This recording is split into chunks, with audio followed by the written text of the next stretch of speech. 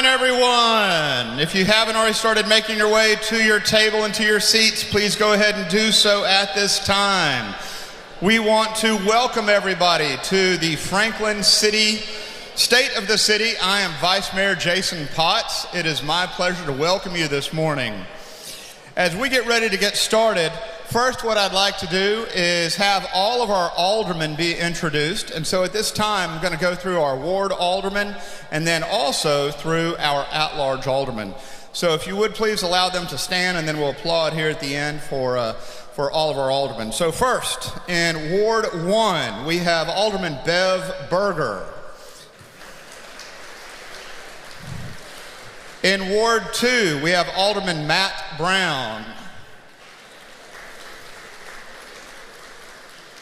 In Ward 3, yours truly, Jason Potts. In Ward 4, Alderman Patrick Baggett. And now our at-large alderman, Alderman Brandy Blanton.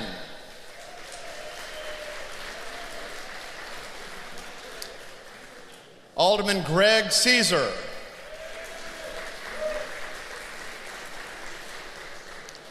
Alderman Clyde Barnhill.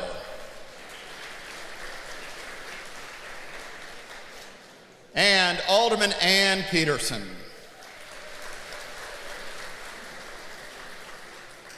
Ladies and gentlemen, we also have a number of elected officials from our state and county, and I would ask all of them to stand at this time. I know that I have seen our Williamson County Mayor Rogers Anderson here with us. If we can give him a round of applause. Also, I have seen our County Commissioner Brian Clifford here as well. And also County Commissioner Brian Bethard. My apologies if we've missed any this morning, but we thank you for your service and for your commitment to our county and to our state. Now, I'd like to move forward, and if you would, this morning's breakfast was provided by the Franklin Breakfast Rotary. Let's give them a huge round of applause.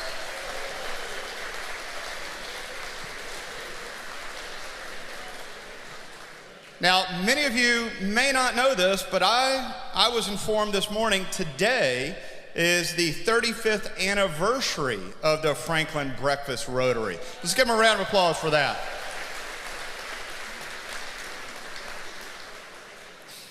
Now at this time, I would like to invite Reverend Dr. Brian Brooks, who is a senior pastor at Franklin United Methodist, to join us in prayer. Dr. Brooks. Thank you, Jason. Good morning.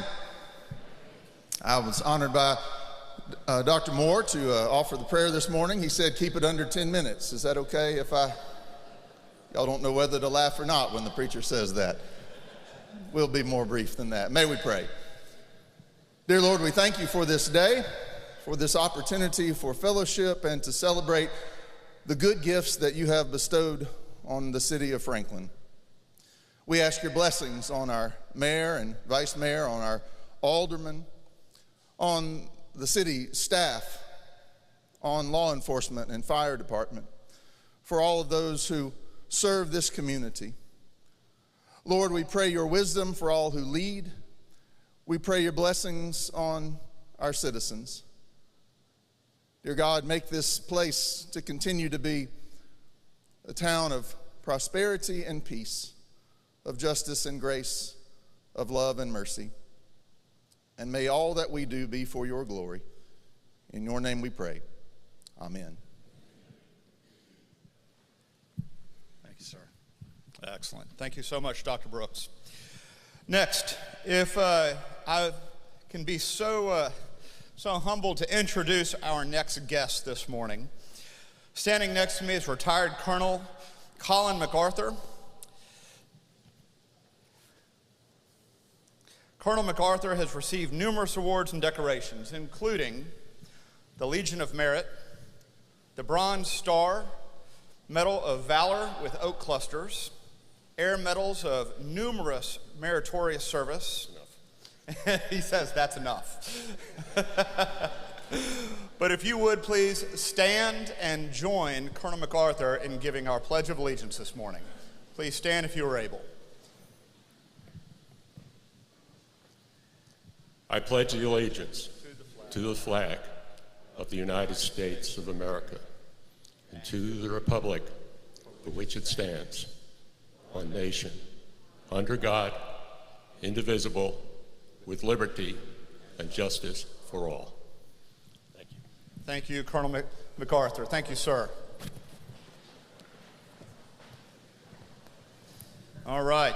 As we continue to move forward, I also would like to thank Jeff Simmons this morning and Rolling Hills Community Church for having us and allowing us to use this hall. It's always a pleasure to be here in this facility. Now, let's get on with our 2025 State of the City.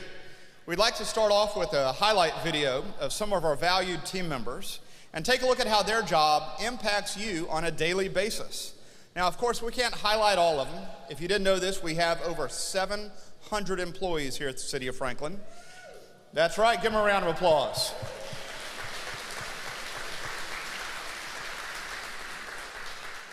They may be 700 plus, but they all work as one. They work as one team, and they work as one team to serve you. So let's take a look at this video.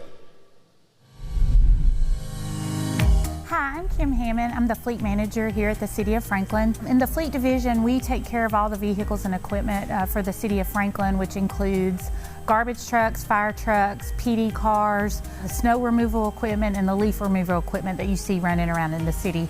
Our impact to the community is a little indirect in that we are servicing this equipment for the employees that directly affect you all in the city. I love what I do and I love what my team does. I just cannot emphasize the cost savings that the city has by having this shop here. My name is Joe Aguilera. I'm a planner with the Long Range Planning Teams. I review land uses, development, and other types of plans that we may see that contribute to Franklin's growth. We want to make sure that we're engaging with the community to see what we can do to help improve Franklin, especially the quality of life of our residents. Hey, my name is Brian Brown. I work for the Sanitation and Environmental Service Department.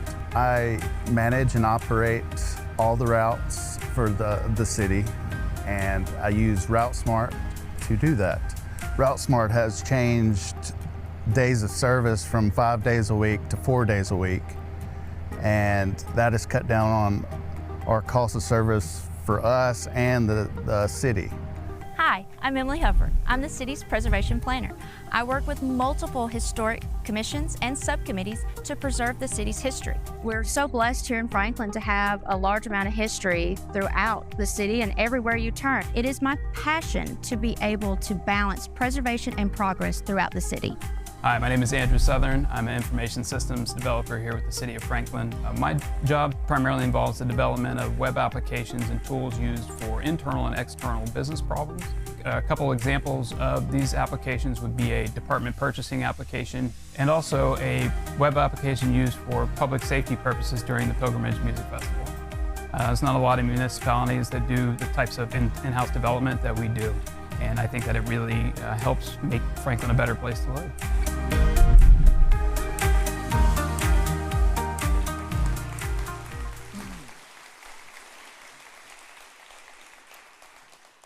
Well, good morning, and thanks for every one of you being here today. And let's give our city staff that was just highlighted a great hand.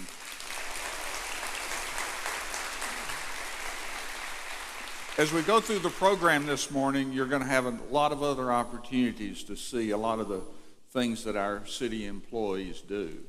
But I need to start out with some extra thank yous. First of all, Alderman Vice Mayor Jason Potts, thank you for handling the introduction. I appreciate Jason's prayers every day, which is one of the roles of the vice mayor. My wife, Linda, is here.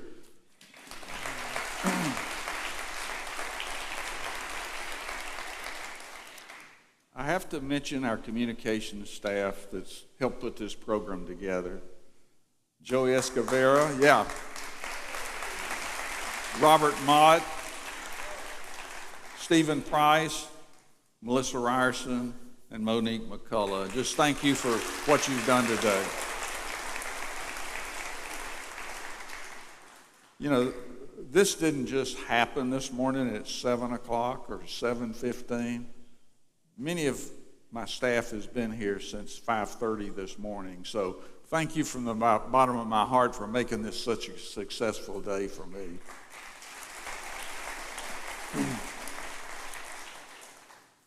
So I'd like to call Eric Stuckey up, our city administrator, and come on up, Eric.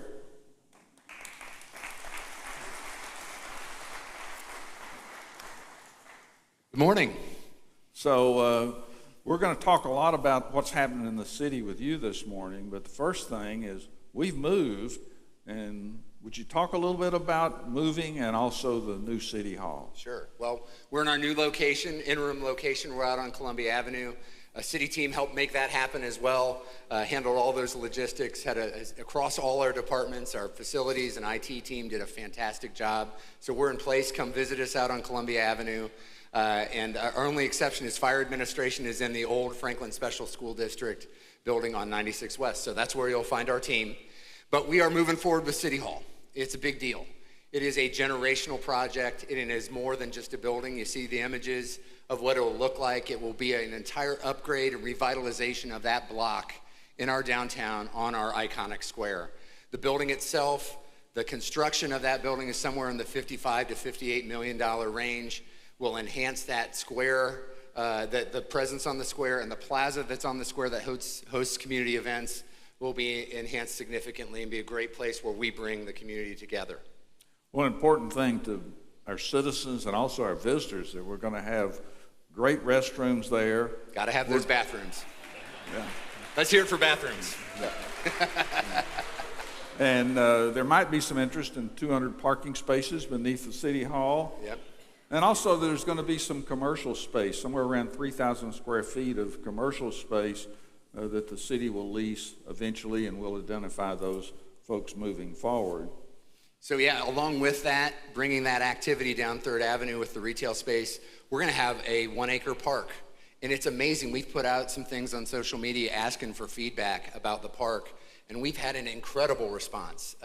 Folks are really interested in that. Parks bring people together, even a small downtown park like this. And so we're excited to bring that on board. We're also enhancing the streetscape elements around that whole block, again, to bring it to the fabric of downtown that we'd expect. The project is moving forward. We've awarded our first bid package, which is the demolition, excavation, and site preparation. That is underway already.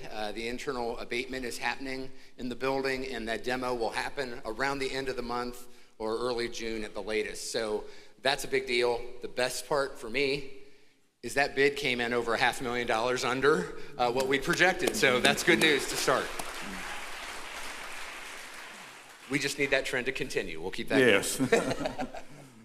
Well, let's sit down Yes, for sir. a minute and let's talk some dollars and cents. And we've been really, really busy. I know you've been busy trying to put this budget to bed and figure out the new property appraisals. So let's talk about dollars and cents here in Franklin. So usually I jump right to numbers. We're not doing that today. You see that image up there? Does that look familiar?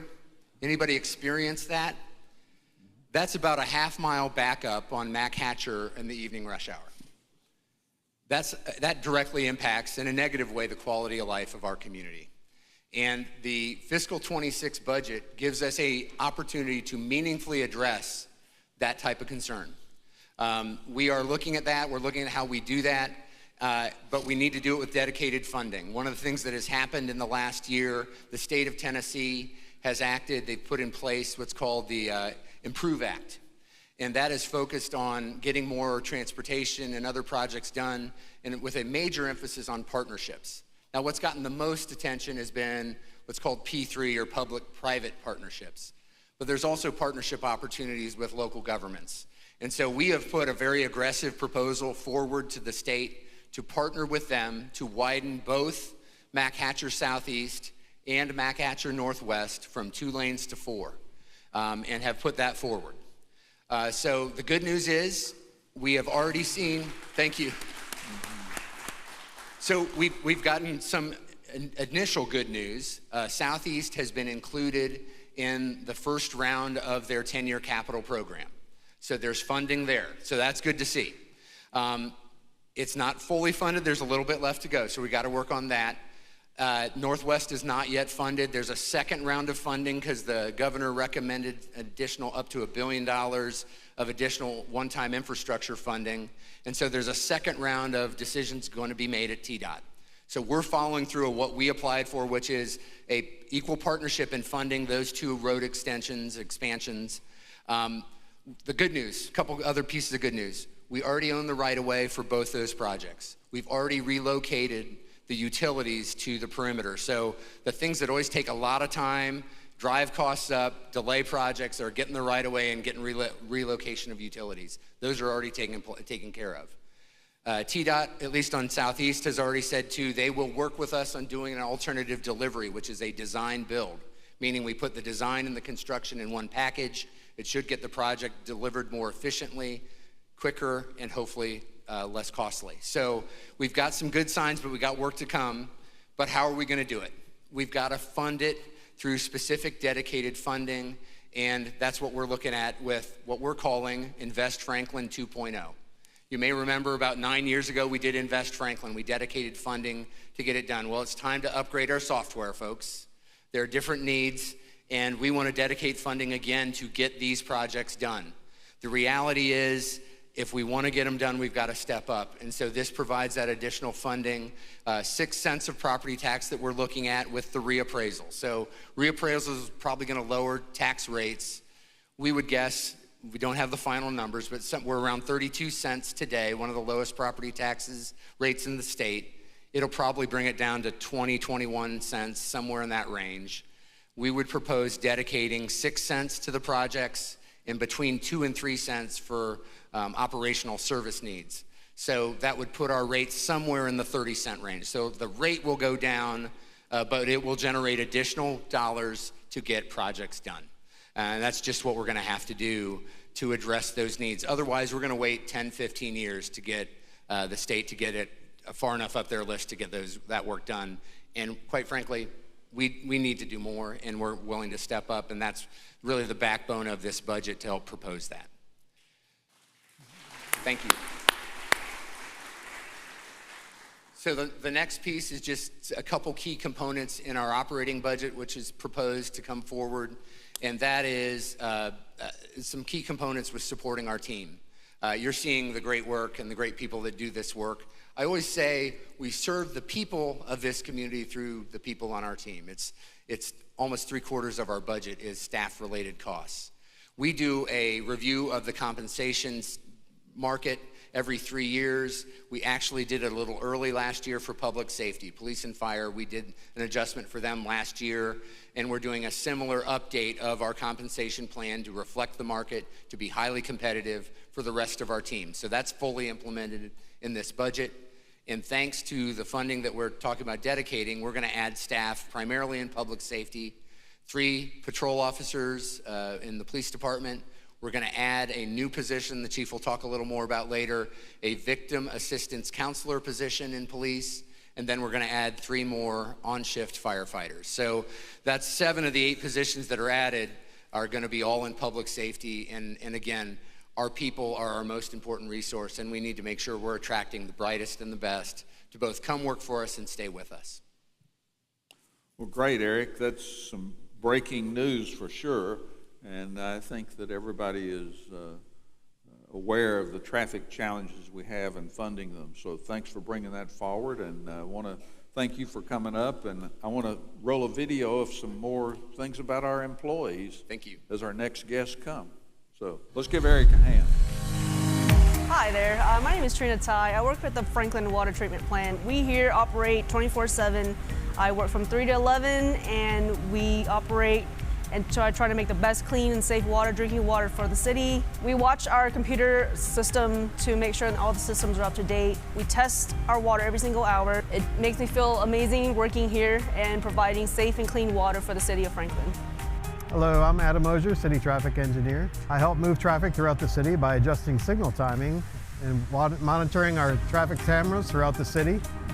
We hope to make your commute smoother. The traffic engineers study not only existing traffic to help move that better, but in the future as well through development traffic impact studies. We also look at safety We're constantly monitoring to see where our crash locations are, where we can improve safety, what we can do, maybe closing median openings, adding crosswalks, crosswalk features, signs, markings, etc.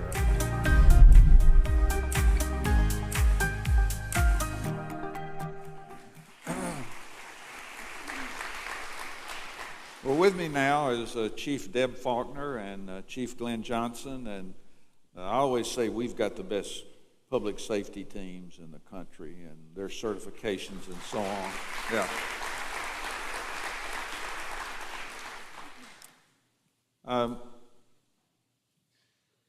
Deb, a big part of what you do is policing initiatives built around community policing. Your team is out there every week, things such as Coffee with a Cop, car seat safety checks, and I hear you also started a podcast.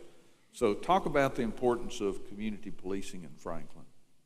Well, thank you, Mayor, and good morning, everyone. It's an honor to be here with you, my colleague here, and certainly the citizens that we serve. And I know there's also some of Franklin's finest standing in the back, so thank you guys for being here this morning. You're right, Mayor. With the Franklin Police Department, it's not a matter of community policing being just a philosophy. It's the way we do our business, and it's who we are.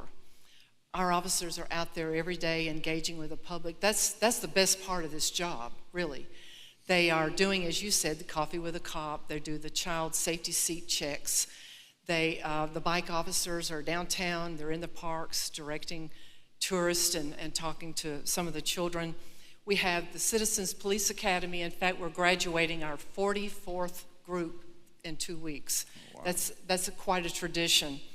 National Night Out will be later this year. We participate in Leadership Franklin. I know Paula's here, and some of my colleagues from Leadership Franklin.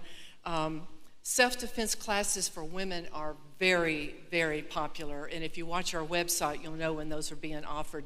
We do a lot of them in the summer for young girls that are headed to college for the first time and sort of talk to them about safety tips on campus.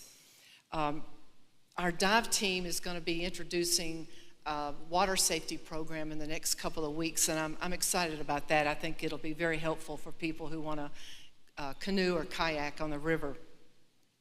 One thing our group here, our public may not know, is the vacation check that we do.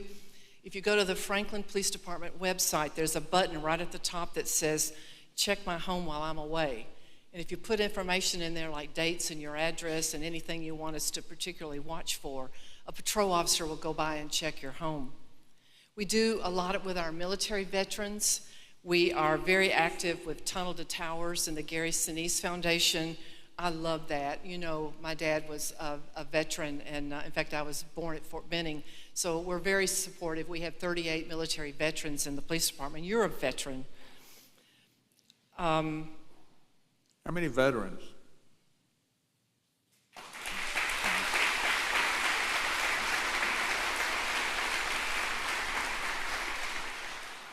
Thank you for your service, and God bless you.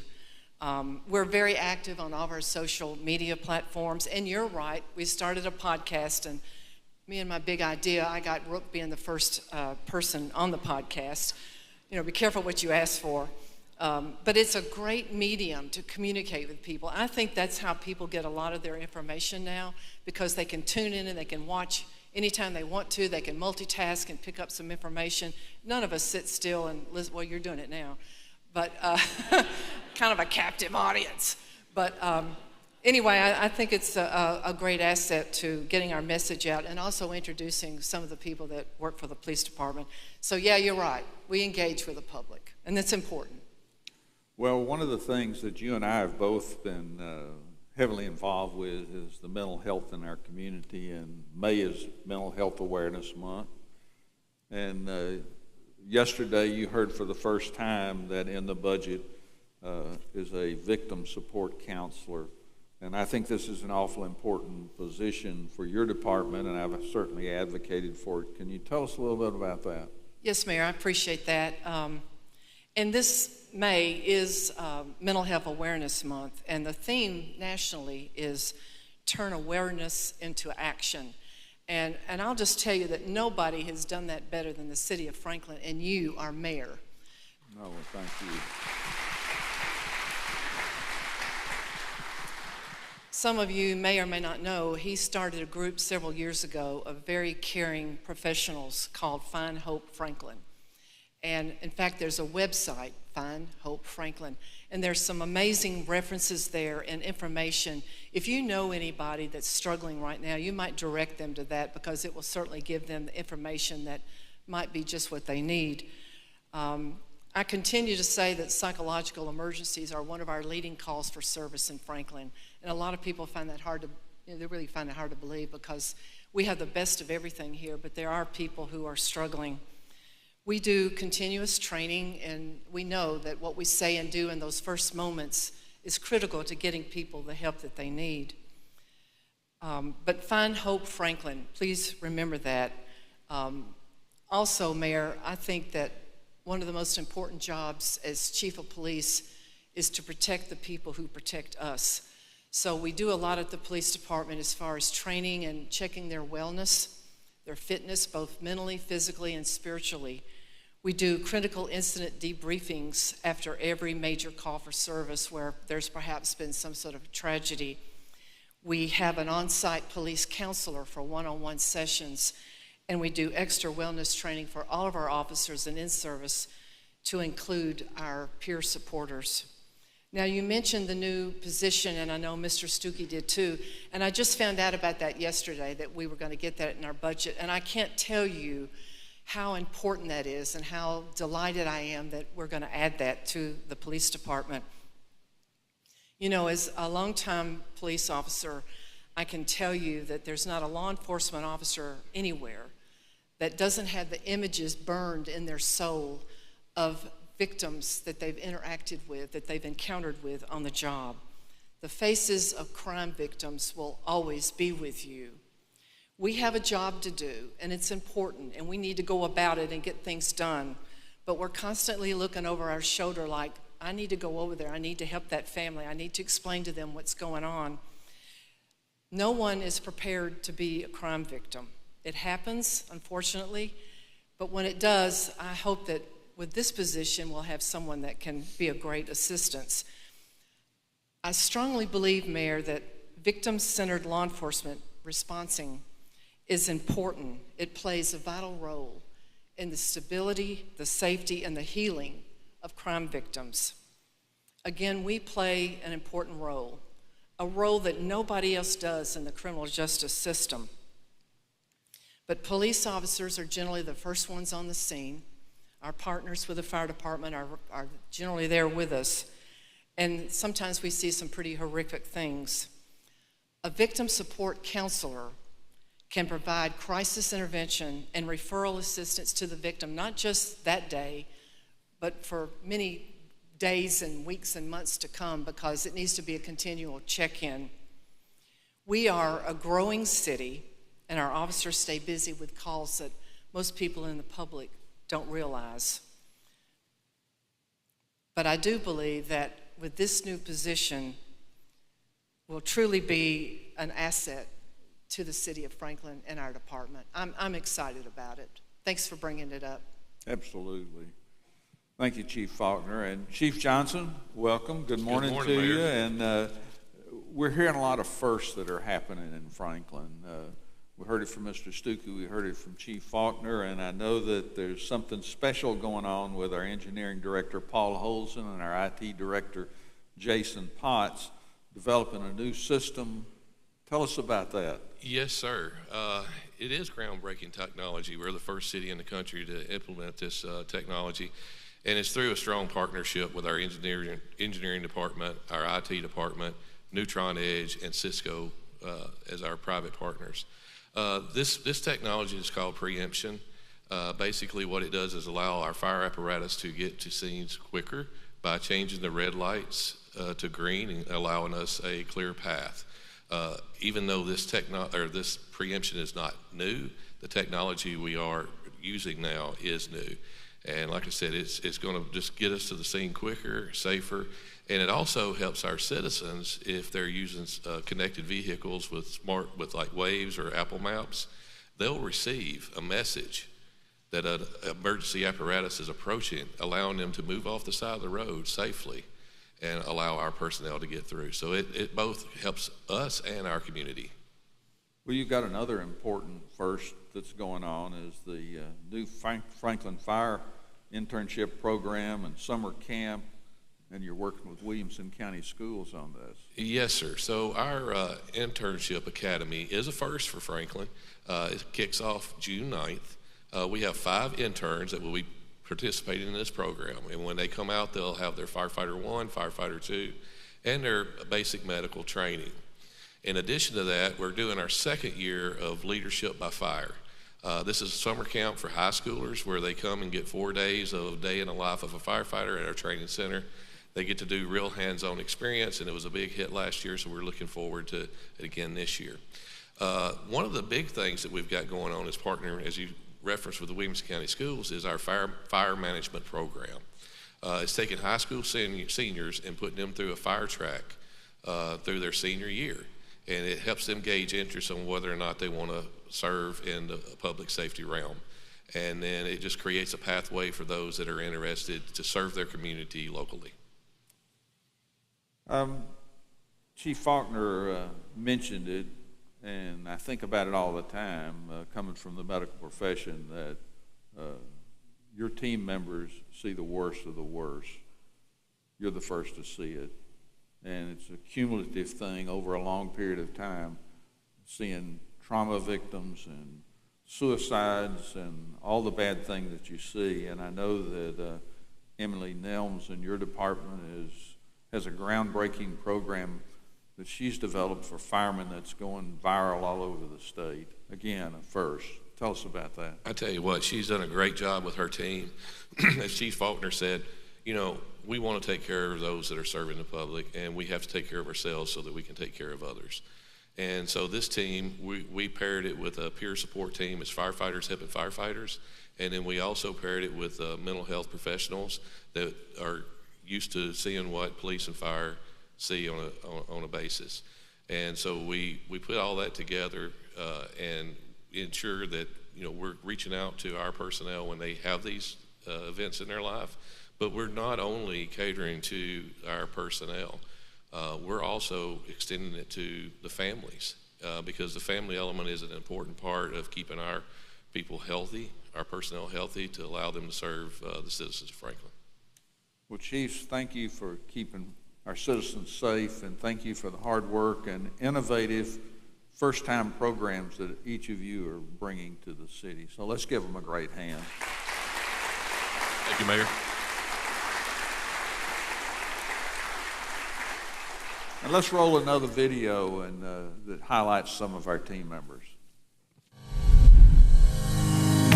Hi, I'm Janie Mason. I'm the Recreation Supervisor for the Franklin Parks Department. We coordinate 20 special events each year that are free to the community.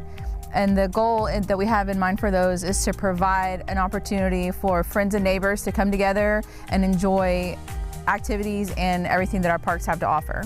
In addition to our special events that we plan for the city, we collaborate with individuals, renters, organizations who are also looking to use our parks as places to hold special events of their own. It could be anything from a birthday party at one of our pavilions to a festival for thousands. So these events and activities often happen when people are off work. So we do tend to work those nights and weekends for a variety of rentals and special events. I love my job because it allows me to interact with people in the community, with other people in the city, and just Franklin as a whole. We get to do the fun stuff.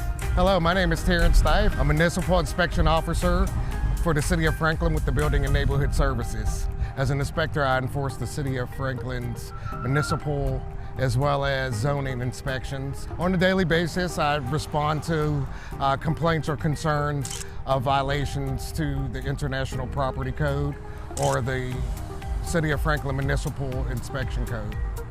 The biggest thing is it keeps Franklin looking good, but it also, more than anything, keeps everyone safe. It makes sure that our buildings are constructed properly. I love my job because I love knowing that I make a difference. And I mean, most of all, this is my city. I live here in Franklin, so I have personal interest in it.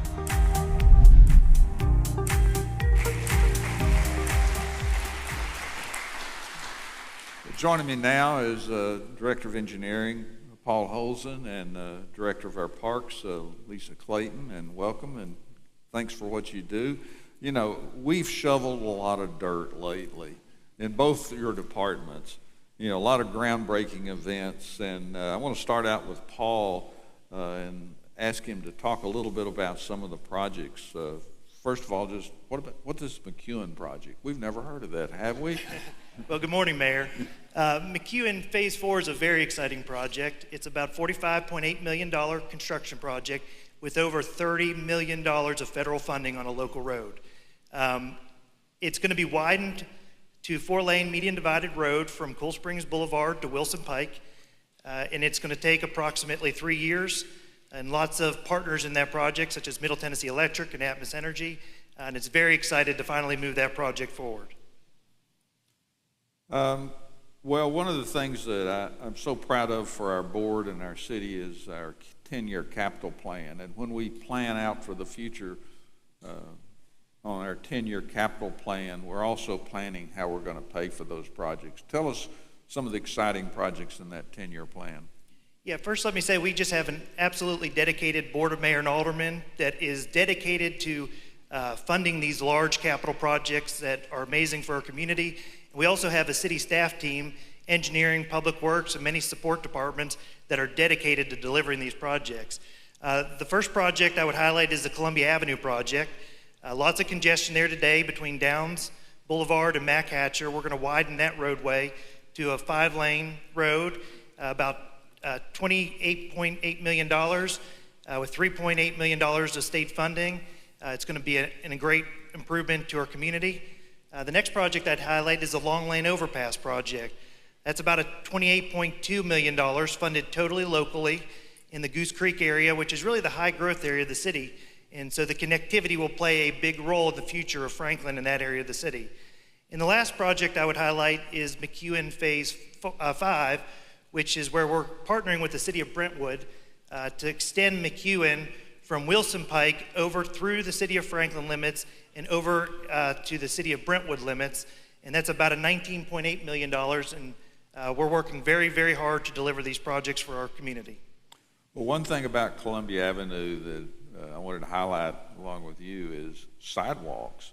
And that's one of the things that we always do is put in sidewalks and trails whenever we're building roads. And so that'll be the same thing whenever we build McEwen Phase 4.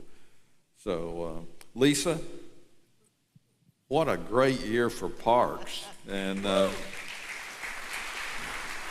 stop. You know, I think the bicentennial has passed, but we're opening Bicentennial Park, I hear. Absolutely. Well, good morning, Mayor. Good morning, everyone. I don't know if anyone wants to see me do the happy dance so early in the morning. I should. Oh, Bicentennial. This time last year, we were talking about this project, Mayor, and do you realize that in June to early July, we will open this project to the community. So we are so excited. 20 years in the making. One of the fastest projects we've ever completed.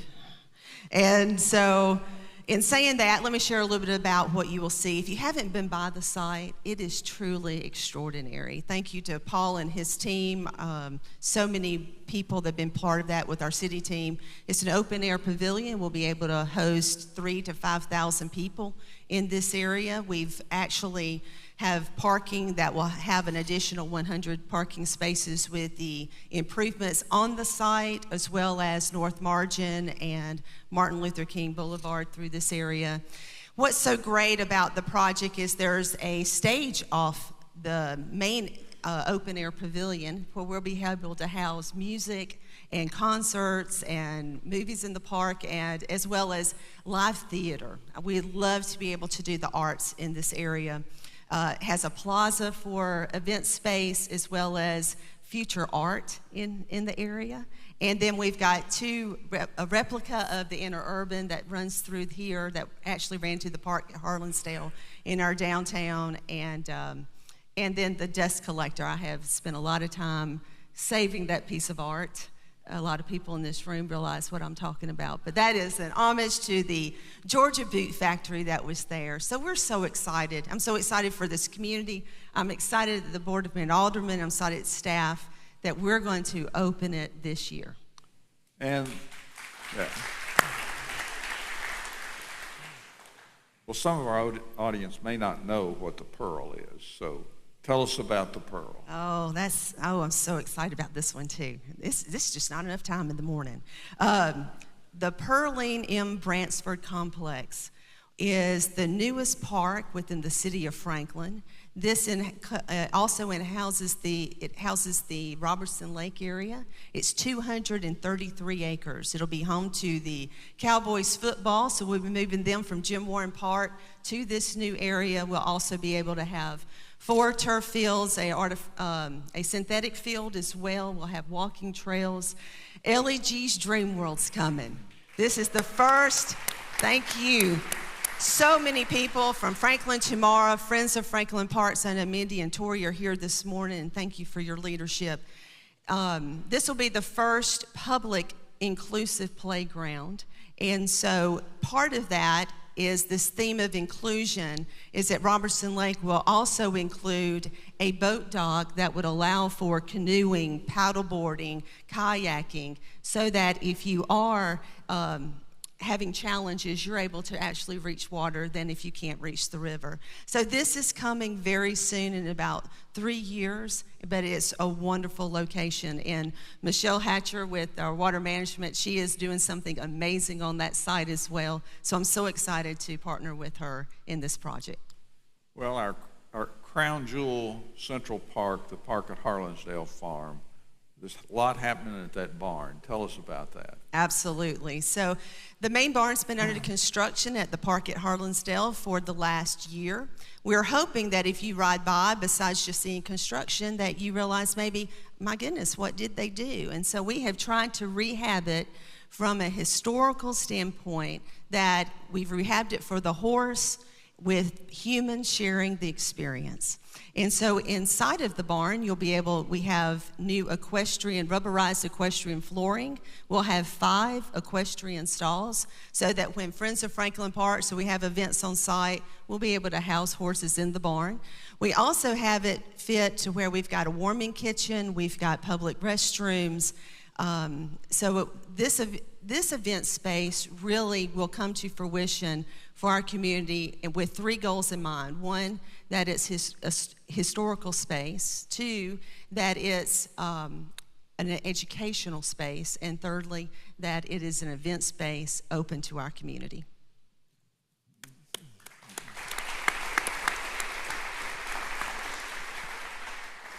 Well, thanks for the update, Lisa and Paul, and thank you for all you're doing and how much excitement is going on in parks and engineering. So thank you for being here.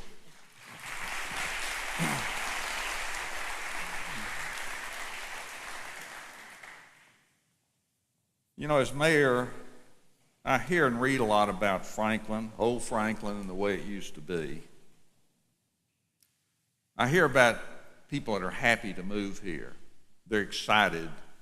It's a great place to live and work and raise their family and start a business in their community. But sometimes it's difficult to balance the old and the new. And often we're faced with, how do you make everybody happy? But Franklin's growth has actually been steady and strong for several decades. And it's not just been a big boom in the last few years. We recently did a deep dive into the census numbers for Franklin, and the highest decade for population growth was 1990 to 2000. In relative terms, Franklin's growth rate has consistently decreased from that high water mark during that decade. In 2020, the most recent census, the growth rate was 33.6%. The number of developments are down since 2021. Franklin works hard to plan for growth and make developments pay their fair share. And that fair share is through impact fees for roads, sewer, water, and parks. And we talked with Paul and Lisa. We're also working on that 10-year capital project and how we pay for things moving forward, as I mentioned. And we've preserved many open spaces, like the park at Harlansdale Farm, the Eastern Flank Park. And most recently, if you haven't heard, we obtained 45 acres east of Franklin Road inside the Mack Hatcher Loop, known as Creekside, which is a long-range plan to extend that up to Roper's Knob. And we also obtained 13 acres on the east side of Roper's Knob, which will give us better access to Roper's Knob, one of the most important sites in the Civil War battle in Franklin. And 2.2 acres in Carter Hill Park. These recent acquisitions put us to about 600 acres of dedicated parkland within the Mack Hatcher Loop.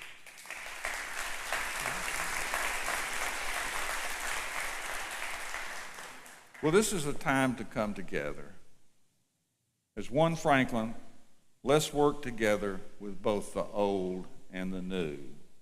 I'd like to end with a video that we created that shows both how old Franklin and those who are new to our community make Franklin a special place to live, work, and play.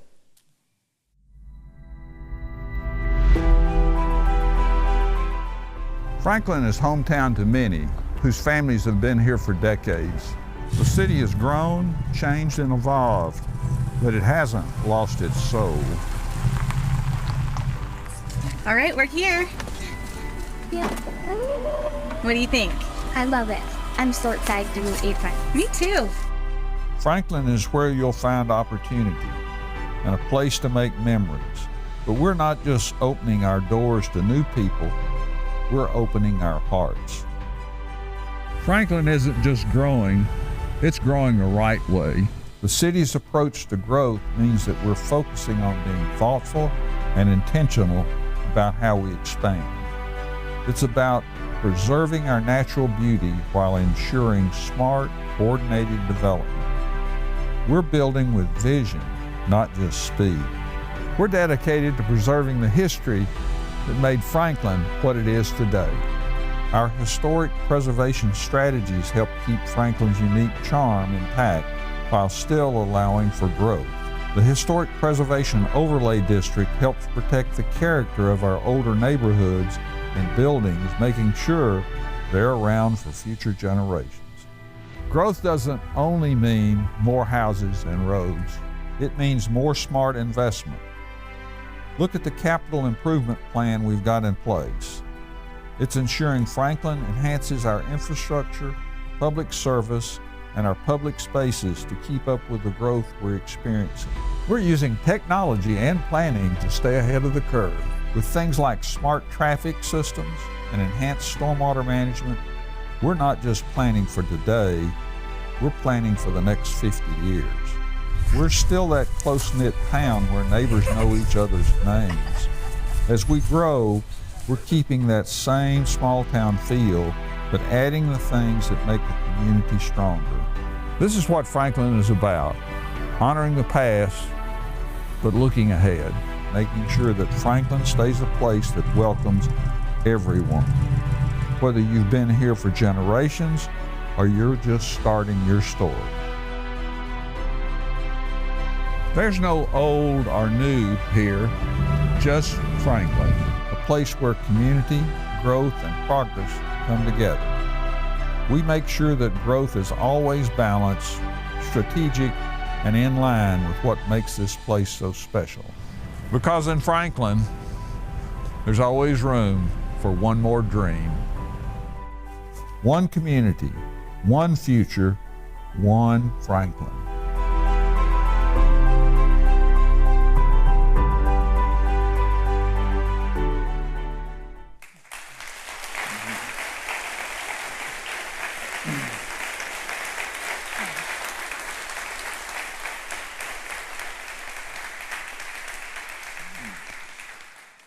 You know, we've heard a lot of firsts this morning.